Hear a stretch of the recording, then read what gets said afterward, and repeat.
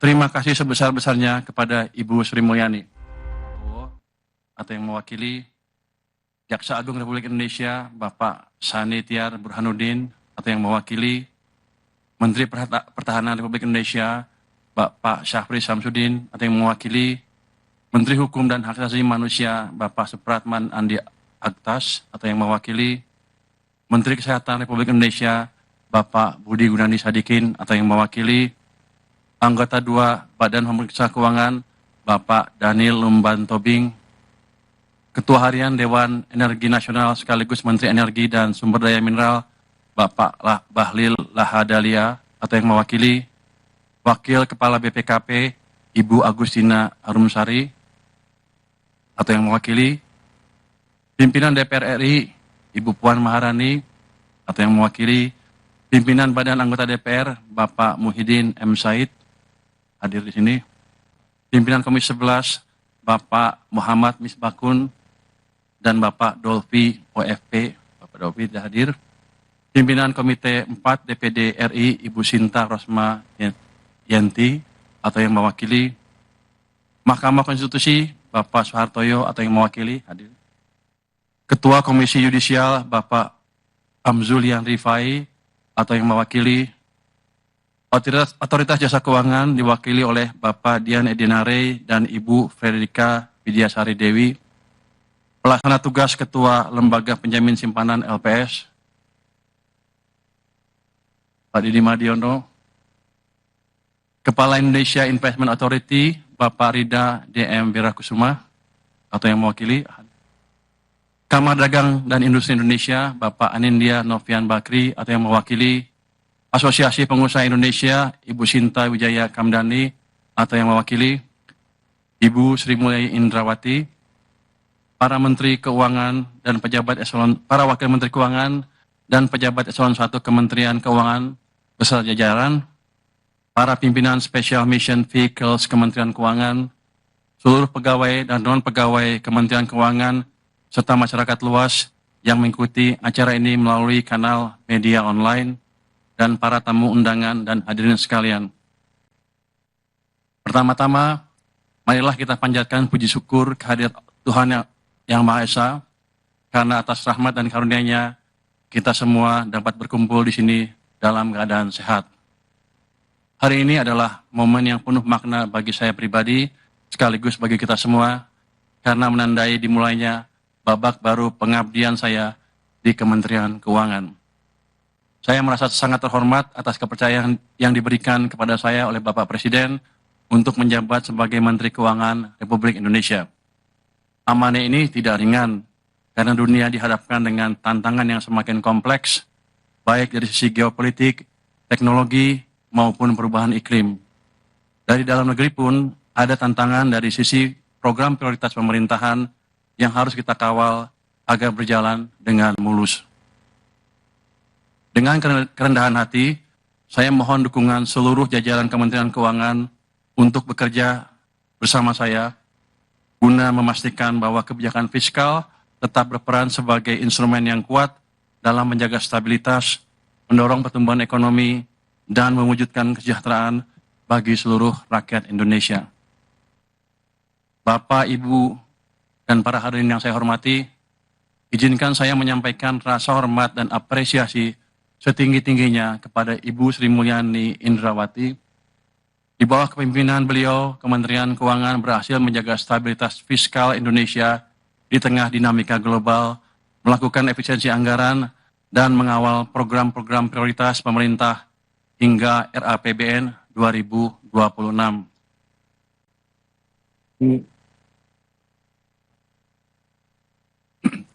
Selain itu, transformasi kelembagaan yang beliau jalankan, mulai dari restrukturisasi Direktorat Jenderal hingga pembentukan unit-unit baru, adalah fondasi penting yang akan memperkuat Kementerian Keuangan menghadapi tantangan masa depan.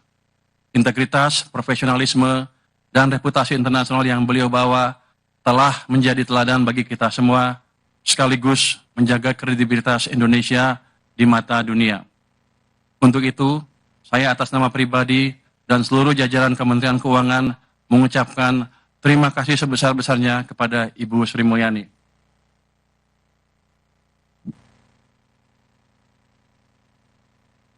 Sebelum menyampaikan langkah ke depan, saya ingin mengajak kita semua untuk sejenak mengingat tantangan-tantangan yang sudah dilalui oleh Kementerian Keuangan. Tantangan terbesar adalah pandemi COVID-19. Saya yakin semua masih ingat pandemi COVID-19 yang awalnya adalah krisis kesehatan, kemudian berkembang menjadi krisis ekonomi. Lalu terjadi juga perang di Ukraina yang membuat tantangan perekonomian global semakin berat.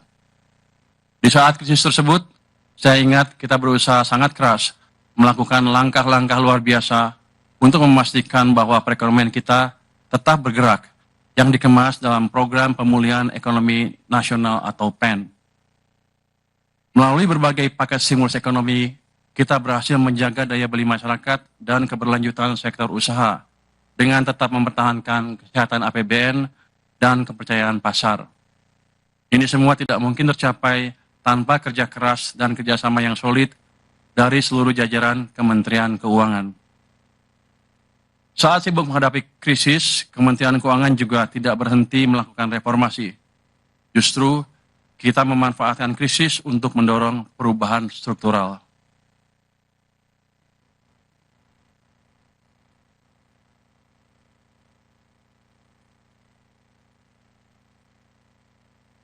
Beberapa revisi undang-undang krusial pun lahir, di antaranya Omnibus Law Undang-Undang tentang Harmonisasi Peraturan Perpajakan, Undang-Undang tentang Hubungan Keuangan antara Pemerintah Pusat dan Pemerintah Daerah, dan Undang-Undang tentang Pengembangan dan Penguatan Sektor Keuangan. Banyak mimpi yang sudah terwujud, tetapi masih banyak juga pekerjaan rumah yang harus kita selesaikan. Bapak, Ibu, dan para hadirin yang berbahagia, kita semua menyadari bahwa ekonomi saat ini sedang menghadapi tantangan yang besar. Perlambatan ekonomi di berbagai negara, ketegangan geopolitik, perubahan iklim, serta perkembangan teknologi yang cepat menimbulkan risiko sekaligus peluang bagi Indonesia. Geopolitik akan menjadi game changer. Indonesia tidak bisa lepas dari dampak perkembangan geopolitik dunia. Oleh karena itu, jajaran Kementerian Keuangan harus paham kondisi terkini, harus paham isu-isu strategis. Dalam menyusun kebijakan, kita tidak boleh naif. Jangan sampai fokus ke isu kecil yang justru menghambat kebijakan strategis. Biasakan untuk berdiskusi dan mendengar suara dari luar, bukan hanya dari internal Kemenkeu sendiri yang sudah pasti sepakat, agar tidak terjebak dalam echo chamber. Manfaatkan perkembangan teknologi yang ada untuk mendapatkan insight yang baru. Selain itu, tantangan perubahan iklim semakin nyata. Sebagai negara yang rentan terhadap bencana alam, Indonesia harus bersiap untuk menghadapi risiko perubahan iklim yang akan berdampak pada sektor-sektor kunci, seperti pertanian, perikanan, dan energi. Peran Kementerian Keuangan dalam merancang kebijakan fiskal yang mendukung pembangunan berkelanjutan sangat krusial. RAPBN 2026 dirancang untuk menjaga kesinambungan kebijakan fiskal yang disiplin sekaligus berpihak kepada rakyat. Fokus utamanya diarahkan pada penguatan ketahanan pangan, peningkatan kualitas pendidikan, perluasan layanan kesehatan, serta pelindungan sosial bagi kelompok rentan. Dengan RAPBN ini, pemerintah berupaya memastikan belanja negara lebih efektif, memberikan manfaat nyata bagi masyarakat, serta memperkuat daya tahan ekonomi nasional di tengah ketidakpastian global. Pada saat yang sama, prinsip kehati-hatian harus tetap dijaga agar APBN tetap sehat, kredibel, dan mampu menopang agenda pembangunan nasional. Bapak, Ibu, dan para hadirin yang saya banggakan, Kementerian Keuangan adalah institusi yang besar dengan puluhan ribu pegawai yang tersebar di seluruh penjuru negeri. Sebagai institusi yang mengelola keuangan negara, kita harus selalu menjaga integritas dalam tiap tindakan yang kita lakukan. Setiap rupiah yang kita kelola adalah uang rakyat dan kita memiliki tanggung jawab besar untuk memastikan bahwa uang tersebut digunakan dengan sebaik-baiknya untuk kepentingan rakyat. Dalam menghadapi masa depan yang penuh tantangan, integritas adalah hal yang tidak bisa ditawar. Kementerian Keuangan harus tetap menjadi institusi yang dipercaya oleh masyarakat. Oleh karena itu, kita harus menjaga agar setiap tindakan kita selalu berdasarkan prinsip-prinsip tata kelola yang baik, transparansi, dan akuntabilitas. Sebelum menutup pidato ini, saya mengajak seluruh jajaran Kementerian Keuangan untuk menjaga semangat pengabdian, bekerja dengan integritas, dan memperkuat rasa kebersamaan. Kita adalah penjaga keuangan negara, dan keberhasilan kita akan menentukan kepercayaan rakyat kepada negara. Sekali lagi, dengan penuh kerendahan hati, saya memohon dukungan dari seluruh pegawai Kementerian Keuangan, karena saya percaya bahwa hanya dengan kerjasama, sinergi, dan ketulusan, kita mampu menjalankan amanah besar ini. Semoga Allah Subhanahu wa Ta'ala senantiasa memberikan bimbingan dan kekuatan kepada kita semua. Wassalamualaikum warahmatullahi wabarakatuh.